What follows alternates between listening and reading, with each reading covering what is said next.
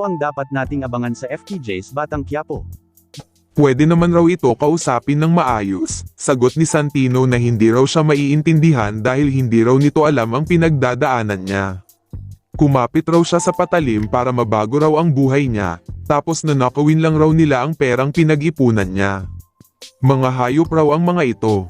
Wika ni Anika na ang laki na raw ng pinagbago niya. Hindi na raw siya yung Santinong nakilala niya.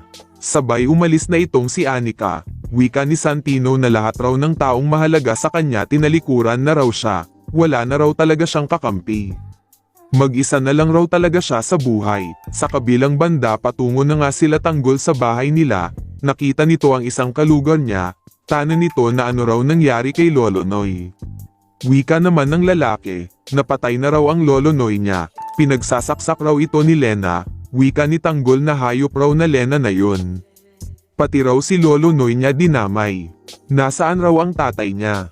Sagot ng lalaki na hindi pa raw nila ito nakitang lumabas.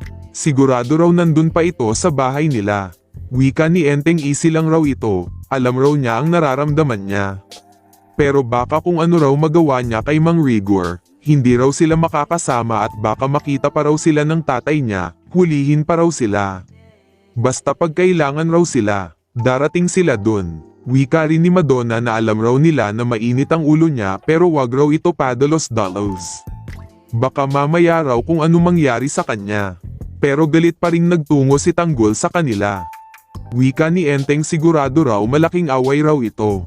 Wika ni Dolfo na malamang raw nito magkita si Mang Rigor at Tanggol. Tugon ni Thanos na lalo na raw na si Lena ang pumatay kay Lolo Noy. Wika ni Enteng, ano pa raw hinihintay nila, magsipaghanda raw sila at sigurado may malaking gulong mangyayari. Wika pa ni Enteng na malapit lang raw sila kay Tanggol kaya dapat raw alisto sila. Wika ni Thanos na kailangan raw handa sila, baka mamaya raw magkagulo sila Mang Rigor at Tanggol. Tanong ni Madonna kung malaking gulo raw ba talaga ang pwede mangyari. Wika ni Oweng na hindi raw nito kilala si Mang Rigor. Sobrang init raw ng dugo nito kay Tanggol. Wika ni Dolfo na si Raulo raw ang tatay nun. Alam raw ba niya na ito ang nagpakulong at nagbaril kay Tanggol? At ang nakakatakot raw nito baka magkita ang dalawa. Wika ni Madonna na isipin raw nila na mga pag-antay sila, pag may nakakita raw sa kanila, magkakagulo.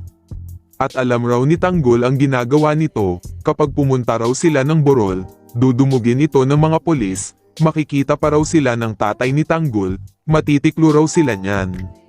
Wika ni Enteng na tama raw si Madonna. Basta ang mahalaga raw handa sila sa anumang mangyayari. Sa pagdating nga ni Tanggol, agad ipinag-utos ni Alinggen na tawagin raw si chairman, samantala, nung makita nga ni Tanggol si Lolo Noy, hindi nito maiwasan na maiyak, dahil isa ito sa mga nag-alaga sa kanya, napakabait raw ni Lolo Noy. Hindi raw ito dapat nangyari sa kanya, pasensya na raw dahil nadamay siya sa gulo ng pamilya nila. Patawarin daw siya dahil wala raw siya dito. At hindi raw niya ito naprotektahan. Yan ang dapat nating abangan dito sa FPJ's Batang Quiapo. Please like and subscribe our channel. Maraming salamat po.